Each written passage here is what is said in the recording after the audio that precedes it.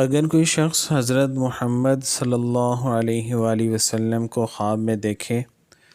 تو سب غموں سے راحت پائے گا، قرض سے بری ہو جائے گا، قیدی ہو تو نجات پائے گا، خوف میں ہو تو امن پائے گا، تنگی دور ہوگی، اور بعض کہتے ہیں کہ اگر مالدار ہو تو درویش ہو جائے گا۔ حضرت ابو ہریرہ رضی اللہ عنہ کہتے ہیں کہ میں نے رسول خدا صلی اللہ علیہ وسلم سے سنا ہے کہ جس نے مجھے خواب میں دیکھا اس نے درست دیکھا، کیونکہ شیطان میری صورت نہیں بنا سکتا، اور جو کوئی مجھے خواب میں دیکھے گا اس کو کبھی بھی غم نہیں ہوگا۔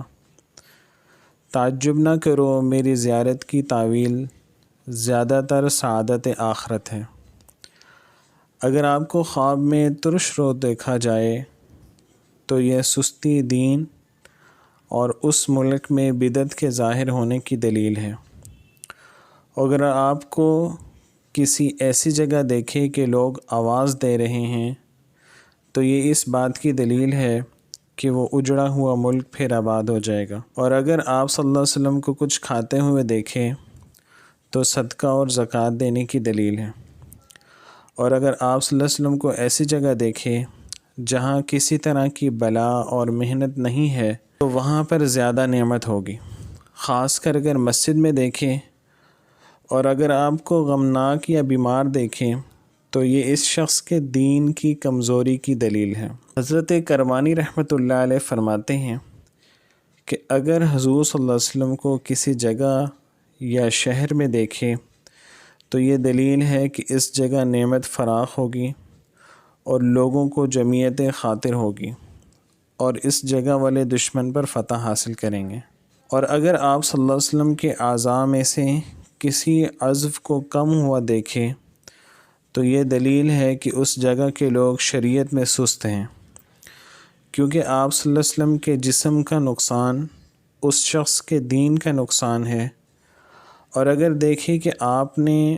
اس کو تر یا خشک میوے دیے ہیں